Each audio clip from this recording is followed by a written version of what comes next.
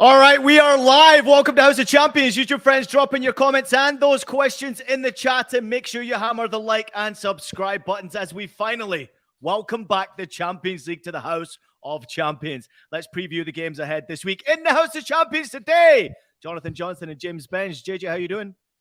Yeah, doing very well, thanks. Looking forward to getting ready for a big week of footballing, or big midweek of footballing action with you guys. Never-ending stuff right here, is it really, on the House of Champions? James, how you doing, bud? Yeah, good, thanks. Nice of you to pop along. I know you're not around very often at the moment, but good of you to not leave me to fill in your shoes as the host. Listen, you have been doing an amazing job. I was told that James would like to host today so you can take the day off, Ian. So, listen, when you got a diva like you out here, I got to just step aside. Speaking of divas, James Bench, I did notice that you stayed up late to watch a little bit of the halftime show at the Super Bowl last night. I mean, I have to say, it's a great reward for the absolute slog that is watching however many hours of NFL. And I can say that this year because it wasn't on CBS. I thought Rihanna was. It was quite a strange show, but if nothing else, just shows how many she can leave. What's my name? Oh, and Alfred's not happy with that verdict. You're gonna have to do better, James Bench. Not the greatest halftime show ever, but pretty impressive.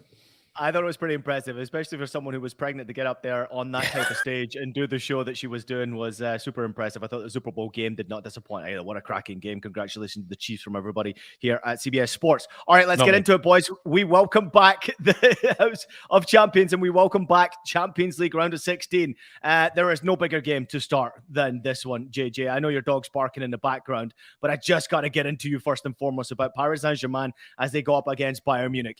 PSG have been in a bit of a downfall recently, can I say that? But also, I'm noticing Neymar controversy was the words that were in the press and the media today, clashing with players, clashing with the sporting director. First and foremost, what is going on with PSG right now and what's happening with Neymar? Good question. I mean, I think it's not just specific to this moment in time. I think the question could be asked, like, what's happened to Neymar since the World Cup? And, you know, what's really happened to Neymar since he signed that extended PSG contract over a year ago? Because, you know, his form hasn't really picked up that much. I mean, okay, it was decent at the beginning of the season, but, you know, it has fallen well and truly off of a cliff since the World Cup. And it's, I mean, it's shaping up to be, you know, make or break for PSG, you know, which is pretty much, you know, standard for this time of year.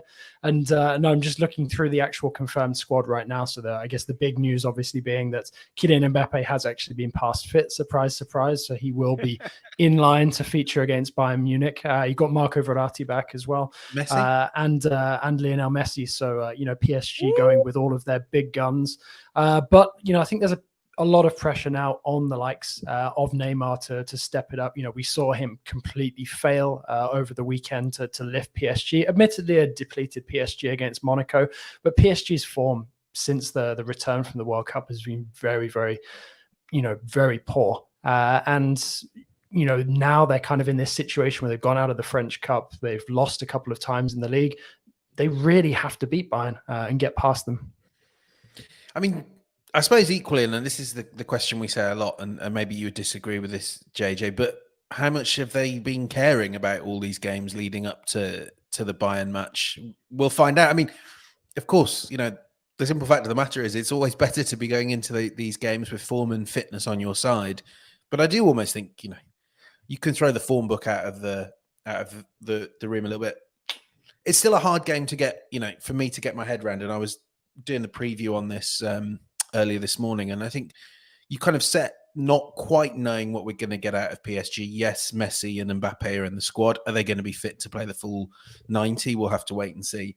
And you set that against the Bayern team that are pretty unpredictable in this competition, that where Julian Nagelsmann likes to play around with things. And I kind of wonder, Ian, you'll know better than me as well as a Bundesliga expert, how much he will be inclined to plan around facing Mbappe and plan around that team that can counter. We know the way that Bayern play actually would really suit an Mbappe. You know, Bayern will look to control territory, hold the ball in the final third, and draw their men up. You know, 2 lines of 4 against 2 lines of 4, basically. Now, one thing I was looking back on, when they beat Barcelona 3-0, they didn't do that. It was all long balls to Choupo-Moting, rapid counters. I think that's how they could test PSG, especially away from home, and keep this tie balance. But I don't know. I find Bayern are almost as hard to get my finger on, Ian, than as PSG are. Yeah, listen, it's a great question, James. And right now, Bayern Munich are very difficult to figure out. And trying to figure out who they are, how good they are, how offensive-minded they will be, how defensive-minded they be, who's going to start in that defense. I mean, I guess, JJ, you can touch upon this fact that there are some familiar faces to, obviously, French football, but also the big stars. You have a Kingsley Coman there. You have a Benjamin Pavard there. You have Upamecano, who know, obviously, deep down what PSG mean. You have, obviously, Choupo-Moting, who played there. So there's a lot of familiarities about the expectancy of what you're coming up against with Paris Saint-Germain. JJ, I'll come back to you in a second because I really want to know who you think will start for Paris Saint-Germain. Will you start, obviously, the big three? Will you start a Messi and a Mbappe with the question marks as to whether they're 100% fit? Because this is a game, as you've already pointed out, that PSG have to go through. For Bayern Munich, I'll also throw this out there, James. Bayern have to go through in this tie. For Bayern Munich not to go through in this tie, if you look right now what's happening in the Bundesliga, Bayern are now very, very close and within touching distance from not only Union Berlin, who had a great win this weekend, but also from Borussia Dortmund, who are in fabulous form domestically. So they're in touching distance, and it's not guaranteed that Bayern win domestically. I have pointed out, and we have clearly made a lot of fun about the fact that I've said that there's something not quite right at Bayern. But I stand behind it. I still believe that, no Lewandowski there to rely on. I have no idea which Bayern will show up. There is a Bayern Munich, JJ, that can turn up in this game and he can play, and they can play out of their skin. And if you think of how dynamic they are, even without a striker or even with Choupo up top there, they're a dangerous side. They can score goals against any team. But defensively, can I say here that Bayern can stop PSG from scoring goals with or without the big trio up top there? I can't say that because they have been suspect defensively, even though they have been winning games of late, JJ. Yeah, I mean, it's really fascinating. I was doing a comparison piece earlier, which will be up in a couple of hours' time. And, Bayern do have some absentees on their side as well. I mean, okay, we know that they've brought in Jan Sommer to replace Manuel Neuer. Let's not forget that you had Hernandez getting injured in the opening game of the World Cup, who's also missing. Sadio Mane, okay, he's on the mend, but he's not fit enough to be in Bayern's squad, which has also dropped. So, this is a game where Bayern are slightly short-handed.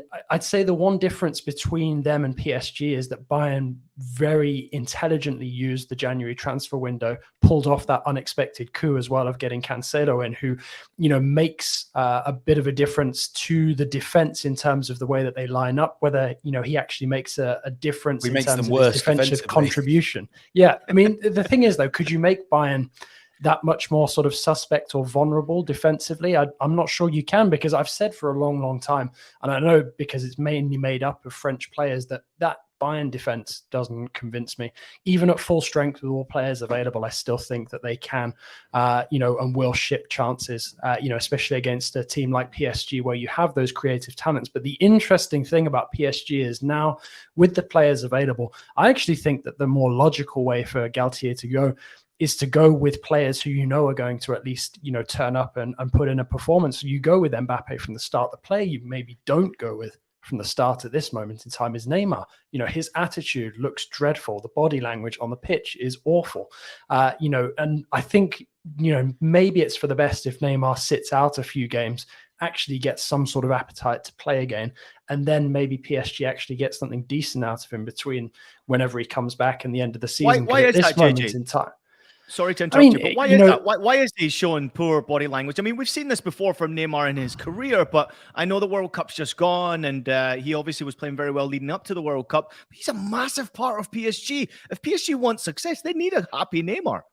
Yeah, I mean, you can temper that by saying that he did pick up an injury in the World Cup, which, obviously is something that we have to consider, but also at the same time, it's not the first time that we've seen Neymar, being in this kind of like loafing mood. After he signed that extended contract, his form dipped massively, only really came back at the beginning of this season with a new manager, Christophe Galtier, and, the World Cup to prepare for. So I guess now the argument is, okay, is that Neymar saying that he feels he's done for the season? There's been, a lot made as well about reports in France about his neighbors complaining about his party lifestyle, noise all the time, 24/7. So I guess that, also hints at the fact that, he's perhaps putting in more effort elsewhere than on the pitch. But it's, I think with Neymar, it's very clearly been a marriage that has never really truly worked out. Yes, he's had some great moments, when PSG made that run to the final back, when the tournament ended up in Portugal at the end, just after we got the rights on Paramount Plus. But there's never been a real moment where you think, Neymar and PSG, this is really working. This is good for both parties. There's always been some sort of element of, this is not quite right. Either Neymar doesn't really seem to be feeling it, or PSG don't seem to be feeling it. At this moment in time, neither party seems to be feeling it. So I think PSG are better off going with players who are actually going to apply themselves and potentially, add something on the pitch, as opposed to just sticking Neymar out and basically playing with 10 men for the majority of these games at the moment. JJ, is Sergio, quick yes or no, because I know how you can go on. Is Sergio Ramos going to start? I think he probably has to. The good news is, I actually think the best news for PSG, apart from Mbappe, is the fact that Kimpembe is somewhere close to returning. He came on as a sub against Monaco, and PSG really messed up in the January transfer window, in my opinion. I know they tried to get Skriniar, but they needed to have some sort of plan B to strengthen the defense. They didn't, and that's one of the reasons they're paying at the moment. Marquinhos is, quite a limp captain, in my opinion, and is out of form anyway. Ramos has just suddenly, gone, massively, the way of a veteran past his prime. And Kimpembe, although he's had his issues, in the last year or so, is probably the most consistent performer. So having him back and potentially able to start, that could be a big turning point. And maybe it comes at the expense of Ramos. The other thing I'd like to see, and this is a real throwback to PSG under Thomas Tuchel, is Marquinhos moving into the midfield, which I think would actually solve a lot of PSG's issues and enable Verratti to get more creative, which is when he's at his best. I just think that Bayern front four, however they line up, may end up being a little bit too fluid and maneuverable for a Ramos. And, as good as Hakimi was at the World Cup and as promising as Nuno Mendes is, I look at that back four and I think Bayern have so many weapons to prize it apart over the two legs. Which have to see part. One of the biggest problems is we're talking about PSG as a back four now, when for the majority of the season, when they were unbeaten, it was basically a three-man defense with two wing backs, which is when they were playing at their best and suited most of the players. But I think we're now seeing the damage done by the World Cup break, done to PSG's squad. We did suspect something like that would happen, but equally, Bayern majorly benefiting from their longer winter break. Probably the best yes or no answer you've ever given, JJ. Let's get into a real quick comment, because we are discussing Messi, and I'm actually intrigued with all the noise that's going on around PSG right now, the unhappiness, the lack of consistency, consistent results, certainly. I'm also wondering if this is affecting Messi's decision to extend in his time in Paris. Is there any more discussion about that? I mean, there's a lot of debate about it all the time. We know, from our insider Fabrizio Romano, that there will be talks between PSG and Messi's camp later on this month. PSG would like to extend him, but there's no sort of concrete agreement sort of in terms of the length of the contract or the amount for Messi to stay in Paris at this moment in time. We also know that PSG do have to be careful with the amounts that they're spending. They've got Skriniar coming in the summer. They've got guys like Ramos, like Messi coming to the end of their contract. My opinion on Messi is that there's probably a stronger case to continue with him than there is somebody like a Ramos. With Messi, generally, he's been very good so far this season. Okay, he's not been great since the World Cup, but at least he has contributed, unlike a certain somebody, cough, cough, Neymar. It's for me, I think you can make an argument, but I don't think it's the strongest argument about PSG and Messi continuing. It's just my point of view. I think with this, the changes needed this summer, there comes an opportunity for PSG to move on from some of these players who don't have that much more to give in terms of, years of their career at the highest level. And if it means losing Messi and Ramos, to strengthen the PSG project, then maybe, ultimately that is what they need to do. And also, I do think that there has to be an element of consideration as well about some of these players who have been part of these continued failures over the years. and whether they're really the players to continue with. And that includes the likes of Verratti and Marquinhos, fantastic players individually, but you do have to wonder mentally why this keeps happening, and are we about to see another incredible implosion this season? Yeah, great and well said. We'll continue to follow that, obviously. Amy jumping in and saying it won't be surprised if Messi goes on to play in the EPL. James, watch this space. Oscar jumping in and saying Paris Saint-Germain and Manchester City will never win the Champions League. PSG's aerial defending is awful. Bayern have been better at set pieces this season, which is a great point there. And Matt Osman jumping in and saying conceding from transitional moments is still a defensive issue, which clearly it is. Hello to everybody out there, and thank you so much for joining. As always, House of Champions, it's the Enjoy with Jonathan Johnson and James Bench. As we turn our attention away from Paris Saint-Germain against Bayern Munich, we turn our attention to AC Milan against Tottenham Hotspur. James, I'm coming to you first here. It wasn't great news, obviously, for Bentancur recently. Conte obviously back, but not a great performance from Tottenham Hotspur ahead of this game against AC Milan, who themselves are also not in great form, even though they did win on Friday. Yeah, really woeful performance by Tottenham, losing to a Leicester team that are, mid-table at best in the Premier League, and it's not got better. As you mentioned there, Rodrigo Bentancur, he's out for the season. And we should say, for people that don't watch Tottenham regularly, you don't understand how important Rodrigo Bentancur is. He's the link man between that deadly front three and the rest of the team. He's defensively solid, but he's so elegant in his passing. He is vital. Yves Bissouma has also undergone surgery. Pierre-Emile Højbjerg is suspended for this game. So the likelihood is that Antonio Conte is going to name a starting midfield of Oliver Skipp, who's 22, and a reasonable young prospect, nothing amazing, and Pape Sarr, who's 20, and has had some good moments off the bench. But I think that really gives you some sense of the difficulties Tottenham are going to have. They just need to sort of get through this game, bypass midfield. I mean, let's not forget as well, their goalkeeper, Hugo Lloris, is out injured, and Fraser Forster did hardly look like an adequate replacement. Ryan Sessegnon as well. That's just a bit of a loss of depth. Ivan Perisic is going to have to play, I think, for the next 6 weeks as the sole starting left wing back. Pedro Porro is only settling in. So, I mean, thank God they've got Harry Kane, because and Son is maybe starting to round into like a less bad version of himself than he's been. But like, this looks really tough, like a really bad moment for Spurs to be going to Italy. Is there a sense that this could be sort of the backs against the wall scenario that Antonio Conte needs to sort of redevelop, a bit of the togetherness in the Spurs squad? Because obviously there's been extenuating circumstances as well. He's been away from the players up until recently. Obviously he was in hospital and had to undergo a little bit of time off. But is there a sense that this could be, especially going up against an opponent that Conte is very familiar with, that this could be the moment to perhaps, galvanize the squad a little bit and, at least try and salvage something from between now and the end of the season and potentially go on, maybe not a deep run in Europe, but at least get to the next round of the Champions League? Yeah, I think that's a good question. And the sort of relevant argument in favor of Spurs is that they're a team that do like playing like that, and they have a manager that relishes those opportunities and coaching staff, clearly, because they did it without Conte in beating Man City. Yes, I mean, like the centre backs in particular, Romero is someone that really suits that aggressive, energetic, fighting approach. But and if I'm making arguments in favour, if you can just get the ball up to Harry Kane and Kulusevski, they can create for themselves. That's kind of maybe how you view it, and they're a team that are well suited to playing on the counter attack. Although that's actually not how they beat City.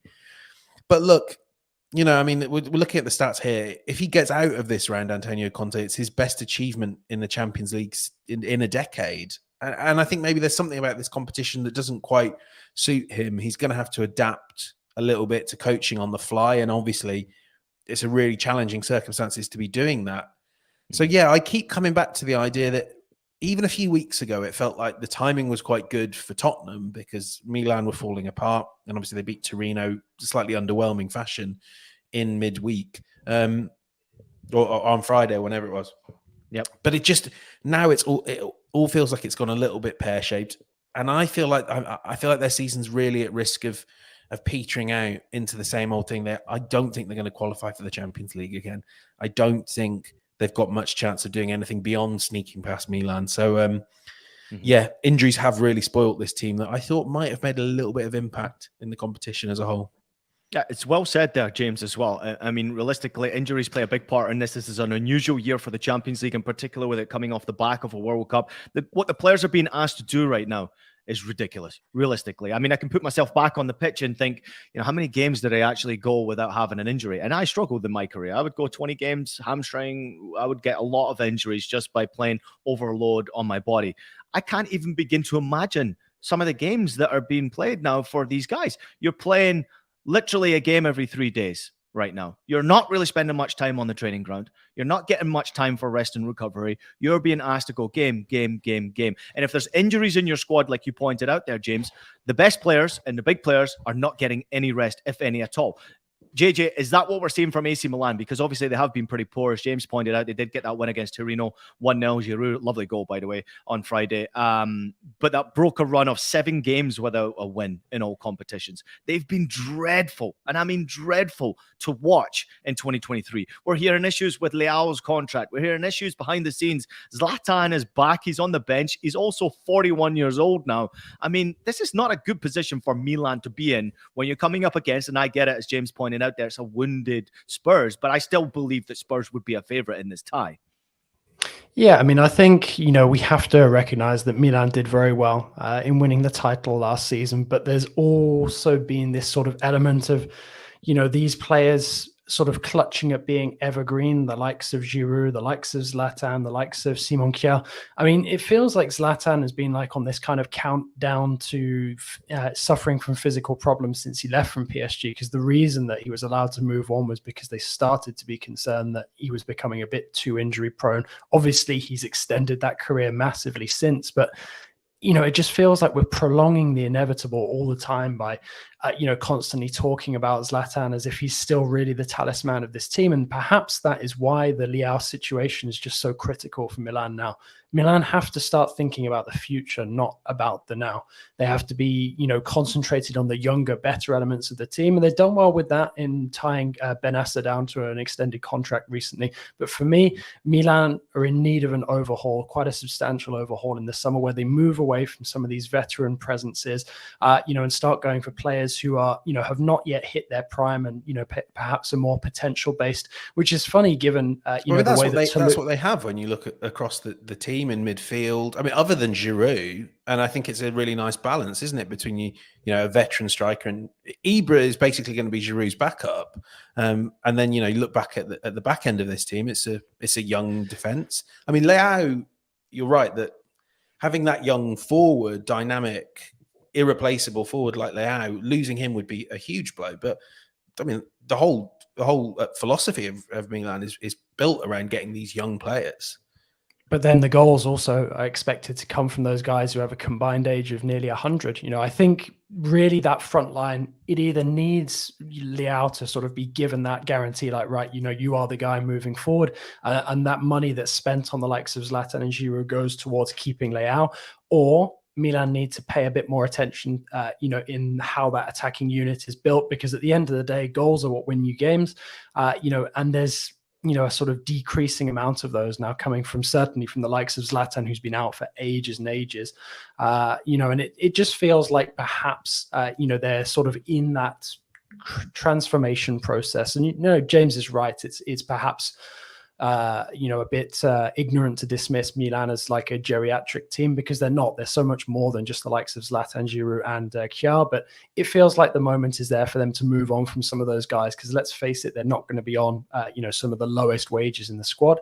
Milan can perhaps better assign that elsewhere and become more competitive, moving forward with some dynamic players to match some of the talents that they have in other areas like the midfield.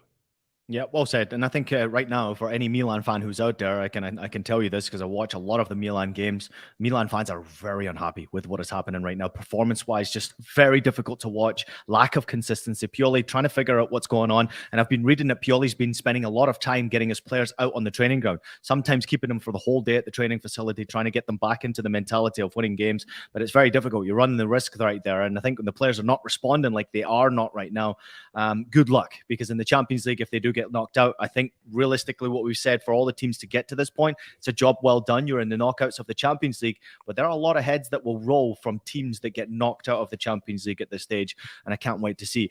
Vic jumping in and saying you have to fancy Milan in this game. He is going for a 2-1 prediction right there. Matt Osman says Spurs 1, Milan 0. And then Bayern to beat PSG easily, says Blow and Chill. Amy jumping in, and she is also saying that Milan is 37 years old.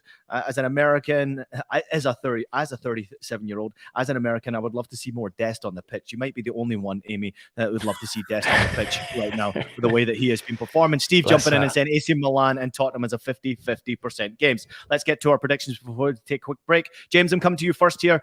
Spurs away to AC Milan. Give me your score. Yeah, 1-0 Milan. JJ? I think I went for Spurs to sneak this in my prediction, so I'm going to stick with that. I'm going for a 1-0 Spurs win as well here. If you've watched Milan recently, you'll understand why. Let's go to the previous game that we were talking about, PSG Bayern Munich. JJ, who you got here, and give me a score. 2-1 PSG. I think this will be their big performance of the season. James? Yeah, 1-0 Bayern. I love it. I'm going for a low-scoring game here. I'm going for a 1-1 game. I'm sitting on the fence. I don't think Bayern can get it done. I think PSG don't lose this game as well. I'm going for a low-scoring game. Crazy to say with all the superstars that could be on display as well. All right, let's take a quick break. More to come from the boys when we return. We'll have a look at Wednesday's fixtures in the Champions League round of 16. More House of Champions right back after the break.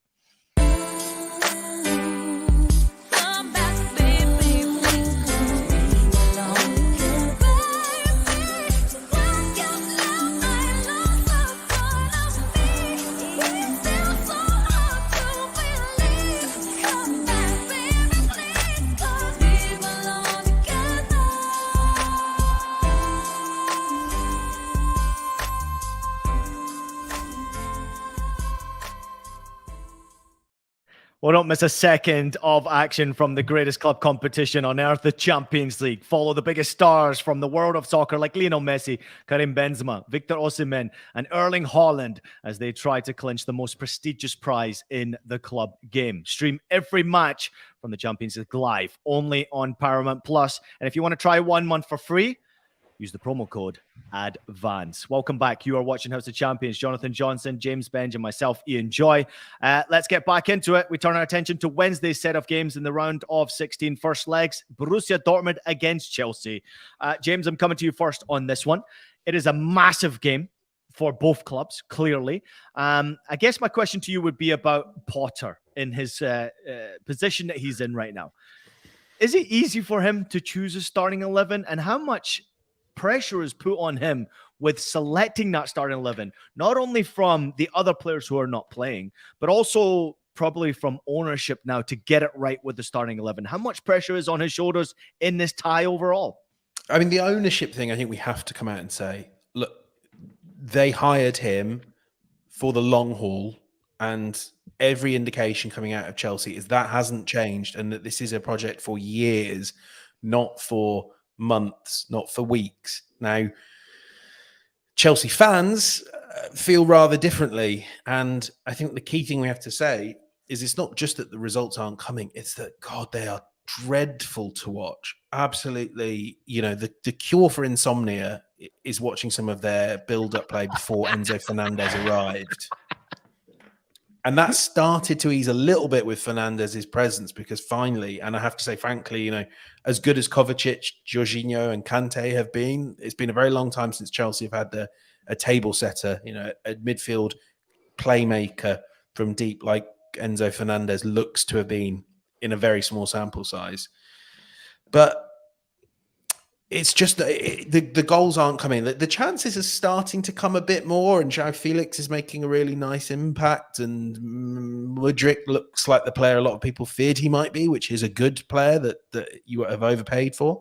They just need to, I think the one thing I would say about this game, and Ian, I know you can talk about Dortmund, but one thing, even though they kept a clean sheet last week and the defense is getting better and they're starting to control games a bit more, is they are a team that can very suddenly look like they've got no idea how to defend in the transition. You know, they will lose the ball, and before you know it, the opposition are down the other end, putting the ball in the net. And I think that will suit Chelsea, who aren't a team at the moment that look like they can break down a defence, but get Fernandes, Mudryk, Felix in open space. That might be their best route to goals. So, I mean, look, we're looking at the squad right there and all their January arrivals, and most of them aren't even available to play. No Badiashile, who's been excellent since he came in, because they've got to make room for Fernandes, Mudryk, and João Felix. Noni Madueke, I think, could be added as well, but I'm not certain on that regard. Noah Aubameyang as well, who obviously has been massively off form for a long time now and didn't fix things at Chelsea, but he's also their third highest scorer with 3 goals. So look, there are a lot of problems. My thing that makes me feel like Chelsea might be able to get something out of this is that they do have players that can punish Dortmund's mistakes, and I do think, as much as Dortmund have improved since the World Cup, Dortmund will make those mistakes. But you know that better than me, Ian. Mm-hmm. It's the thing that fascinates me about this, and it's sort of touching on the point made by James, like with regards to the players registered in the squad. Ziyech nearly joined PSG in the transfer window, yet he's still in that Champions League squad. That suggests to me that Potter does have an idea of the players that he wants to use or can use in a system that he envisages. And yes, they are struggling to score goals, but I actually think he's going to be quite grateful that the January transfer window is behind them now, and that the pieces available to him are not changing on sort of an hourly or daily rate as they were during the winter window. I think he's now set to go with this squad between now and the end of the season, assuming that he gets given until the end of the campaign, which you imagine will be the case as long as form continues to improve. But I completely agree with James. They seem to be a team really, really struggling for identity at this moment in time. It's taken a long time for people to even start to say, like, well, this is kind of starting to look like a Graham Potter team finally. And I think it's going to be, a number of weeks, maybe even months before people are really saying, like, finally, this is Chelsea starting to play in the recognizable kind of Potter style that they expected them to. I guess the question is, how much of the season can Chelsea save in these next couple of months before they really start to properly buy into what Potter is trying to get them to do on the pitch? Dortmund are a funny one because, as we've already sort of touched upon, they are a team that could punish Chelsea and could beat them here, but also equally have their vulnerabilities, notably the defense, which sets this up, if Chelsea can actually find a way to score a couple of goals, maybe to go through at their expense. I mean, I'll be honest with you, I don't think that too many teams, if they were looking ahead to the quarterfinals already, would be worried about potentially coming up against a Dortmund or a Chelsea in this, kind of slump that Chelsea have been in recently. But equally, given the quality that they're able to put out on the pitch, there is always going to be that risk that they, turn it on, and manage to pulverize a team. Maybe that will happen against Dortmund. But like you said, Dortmund have started to improve recently. They've closed the gap a bit on Bayern at the top of the Bundesliga. For me, I still feel like this is going to be a very close one, and it could actually end up being Dortmund who sneak through. Yeah, it's a very close one to call here. And maybe that's the case here. Who doesn't concede the most in this game? I think it's very difficult to stop Borussia Dortmund from scoring goals. But like you both pointed out, that defensively, I mean, whether it's Sule, Schlotterbeck, Hummels, who starts in that defensive position, they're poor. I think the fullback positions, they've actually been a bit more impressive. Ryerson's been very good on the fullback position. But the fullbacks love to get forward. Guerrero on the other side. I mean, they're just fun to watch offensively, Borussia Dortmund, but they just forget sometimes to defend. And at times, even recently against Freiburg, they were up a man and still conceded a goal against Freiburg relatively easy just by the counter-attack and making mistakes defensively. So Borussia Dortmund right now are a fun team to watch. They're in a run of 5 games in a row where they've won all 5 games in the Bundesliga. It's been fun to see them perform. It's been fun to see Royce come back, Aller come back. Obviously, we're so happy for him personally to be back playing there, but he's clearly not fit right now. He needs match fitness, and right now in big games like this, I don't know whether you play him. He might have to start now. Moukoko came off at the weekend there with an injury, which is a major concern. I actually saw him holding his hamstring, I think, when he came off, which is a massive concern for me as to where he's at going into this game. But with that game being obviously a home game, you would expect Dortmund to go for it in this first leg because that's where I think they can win it. But I don't think that they can stop Chelsea from scoring goals. However, as James and JJ, as you've pointed out rightfully, where are the goals coming from this Chelsea side? They have the players. Clearly, we see it in the squad. But right now, offensively, they look so poor. Creativity is surely there. You've got the players, you've got the talent. But I don't know what it is that it's not clicking for Chelsea that would give too much fear for Edin Terzic. And Terzic is one man who's done an unbelievable job. I'm so happy he got the job again at Borussia Dortmund once again. He's finally doing very well. They're still involved in all competitions in the DFB Pokal, still in the Champions League, and clearly still in with a chance here. No one's talking about Dortmund potentially challenging Bayern Munich at the top of the Bundesliga. But this game right here, if he gets past Chelsea, I think would be a tremendous personal achievement for Edin Terzic. Anything else, James, before we move on?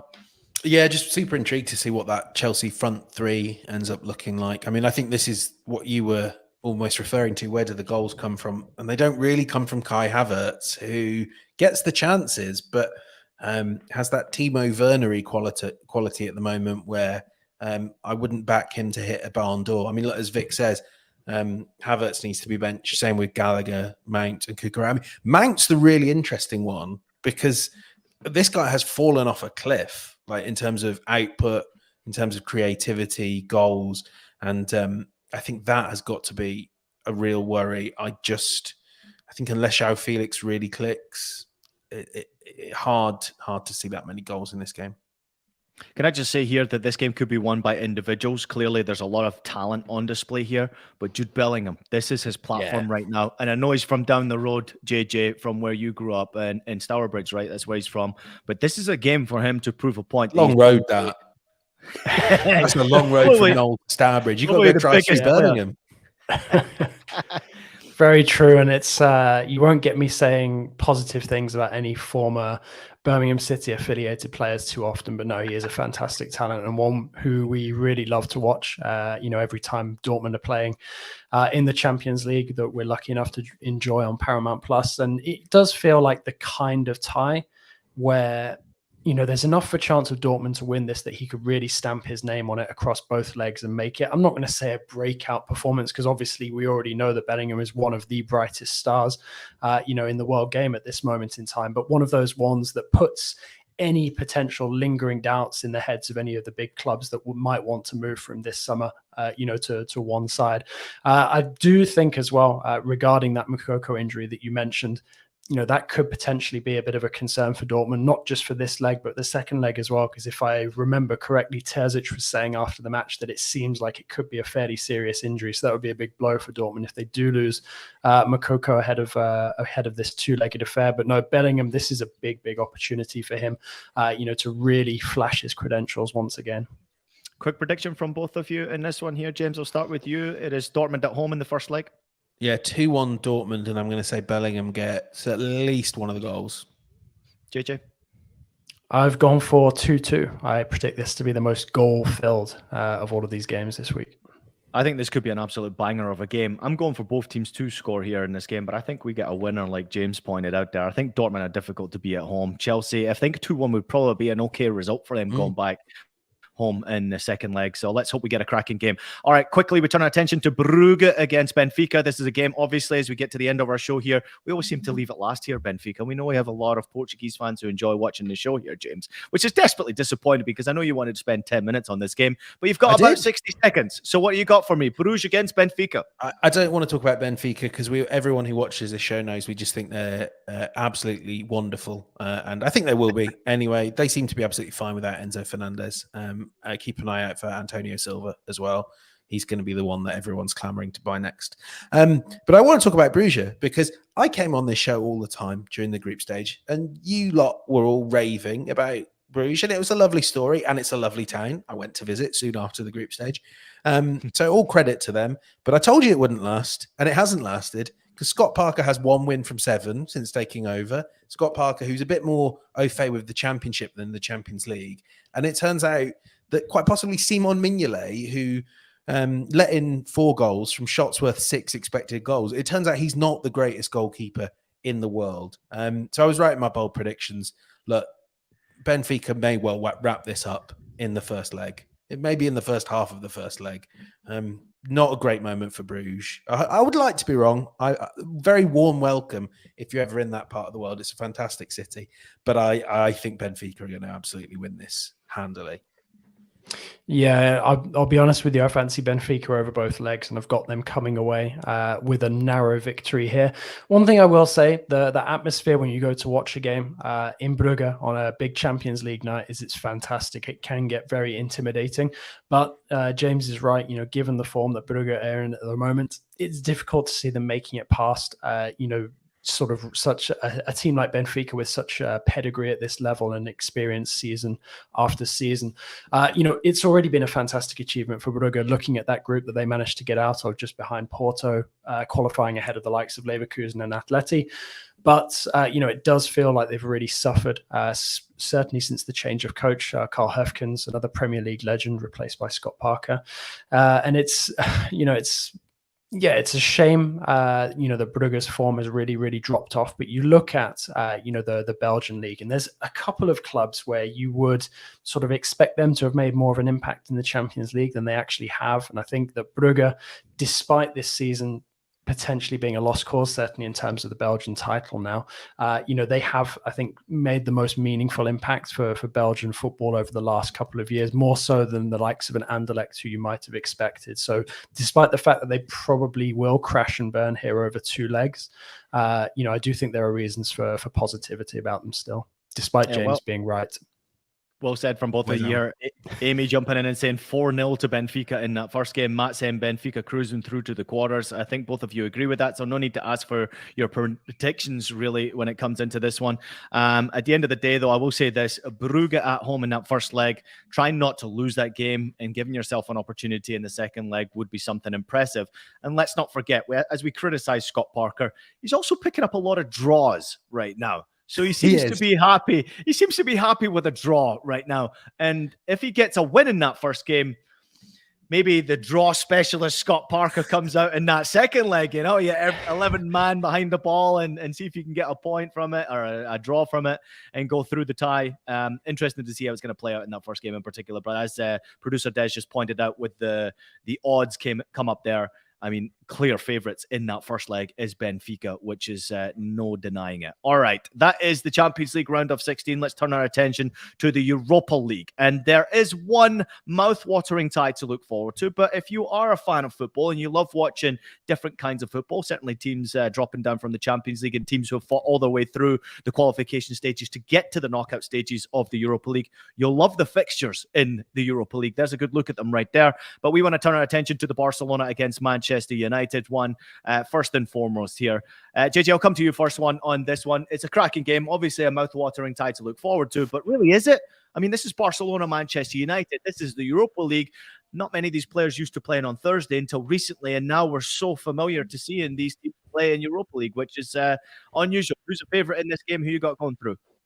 Yeah, it's funny how it's sort of symptomatic of modern football in the last couple of years. Some of these clubs that have not been run very well at all, sort of find themselves, going from playing in the Champions League to meeting here in the early rounds of the Europa League, having dropped out of the Champions League. So it is a mouth-watering clash. It is a bit bizarre as well that it's going to be played on a Thursday night, but we know we've got Europa League specialist James Benge in the house. Love it. It's what all of these big Europa League nights are made for. But I mean, really, it is going to be, sort of quite interesting to see if United can, put down a bit of a marker and start to make a name for themselves, beating some of the bigger sides. Ten Hag's revolution so far has shown shoots of promise, but also equally, Barca, under Xavi, I mean, okay, they spent massively, to do it, but finally find themselves top of the tree as well in La Liga. So yeah, this one, I reckon this one will be a tight one. I can see maybe United edging Barca over the two games, but wouldn't surprise me if this one ended a score draw. Yeah, I was quite surprised to see that Ten Hag kind of rotated with this game in mind, didn't he? I mean, Harry Maguire coming in, for instance, to that starting lineup. He doesn't maybe have the depth that Xavi has to manage across multiple competitions, and almost the challenge that Ten Hag has is he can't he obviously managed to do it well against Leeds, but you have to assume that if United were to get through, they may also still think they're in a title race, and we'll see. Obviously, the other big game is City Arsenal, and that could open up, draw there could have United believing they're in a title race. How does Ten Hag manage the fitness of Rashford? How does it, and possibly the best forward in Europe on form right now? How does he keep getting the most out of Casemiro? Well, it helps that Casemiro is suspended for so many Premier League games. So, I mean, it's really hard. Those odds tell me that Barcelona are massive favourites. I don't entirely buy that. And I'm intrigued to see if Anthony can just get a little bit better. Can he start testing Jordi Alba down the left? What does Weghorst offer at the highest level? I feel like there's quite a few things I don't fully know about United yet, whereas Barcelona are a bit more of a known concept under Xavi. So I'm really looking forward to this. And this is why I love the Europa League. Fallen giants, rising stars. I mean, Sporting versus FC Midtjylland as well. Imagine having that on the same slate as Barcelona, Man United. Only the Europa League delivers that. I love that stuff, James. I mean, the Europa League is especially one of the most difficult leagues to prepare for, as we all know this, certainly since the time it's been here at CBS Sports and Paramount Plus. Preparing for the opening rounds of Europa League is absolutely insane. I mean, it's ridiculous because there's so many teams and there's a lot of teams going through qualifications. And then you have all these drop-down teams from the Champions League, or should we call them the losers from the Champions League, dropping down, which obviously is another discussion for another time. But real quickly, James, before we do get on here, we have just touched upon the Europa League. I want to just ask you real quickly about that Premier League fixture that's coming up here. Obviously, Arsenal against City. Just real quickly, I hope you don't mind me asking you. But this is a massive game, especially right now with the results that Arsenal put to get back-to-back results. It's been disappointing for them. City will feel like they're back in the title race here. Oh, absolutely. And, with the win, they go top. A lot will depend on whether Erling Haaland's fit. And equally, the difficulties Arsenal have come from playing physical teams like Everton and Brentford and Thomas Frank that said this, and I was writing about this beforehand, teams that will double up on Saka and Martinelli. My assumption is that Riyad Mahrez and Jack Grealish are not going to be tracking back to make it a back six. So it's quite hard to get a read on. Absolutely huge for Arsenal. An almighty game. I have to say I'm skipping off on Champions League duty to watch this. A point will do them just fine. They'd be 3 points clear with a game in hand. And I think Arsenal will be thinking subconsciously, and the supporters consciously will be thinking, let's just get through this without losing. But City are starting to round into some form. And if Ake can do the job on Saka he did in the FA Cup, I fancy City to edge this. Wow, there you have it right there. We have a title race on our hands here. I was also watching some of the coverage yesterday, and many are believing that Manchester United are still in that title race. Final thoughts on House of Champions before we get out of here. Some wonderful news just breaking as we're on air right now. Producer Des, if you got a second, let's throw this video. All right, so this is Jakub Janko. You can't obviously hear the words right here. He is a Czech international playing for Getafe on loan at Sparta Prague. He's come out as gay. The 27-year-old is the highest profile current male footballer to publicly come out after Josh Cavallo at Adelaide United and Jake Daniels of Blackpool. In the video, he's saying, "Hi, I'm Jakub Janko."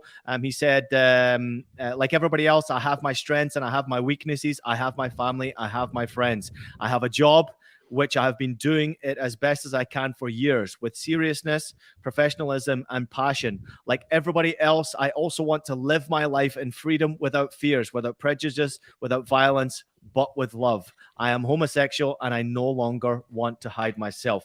Golf clap. I absolutely love to see it. This is such a brave move. We need more of this, please. I have played, and I can say it straightforward, with many a homosexual player or gay player, and I hope that more and more come out and have the bravery to do so. It is obviously a tricky situation for many players who are gay, but JJ, this is a step in the right direction. Congratulations also for him actually in coming out. Yeah, absolutely. Fantastic news, and hopefully, the first of many to come. I think, what's really positive about this as well is it's a player who's not coming to the end of his career, or you assume not, just at 27 years of age, still got plenty to give at the high end of the game. I mean, I also think it's a very, very bold decision as well, to come out during a time when he's, on loan at Sparta Prague. There have been issues in the past related to the Czech Republic with, homosexuality and the abuse of players, certainly from fellow players. I know there was that incident with Slavia Prague a year or so ago.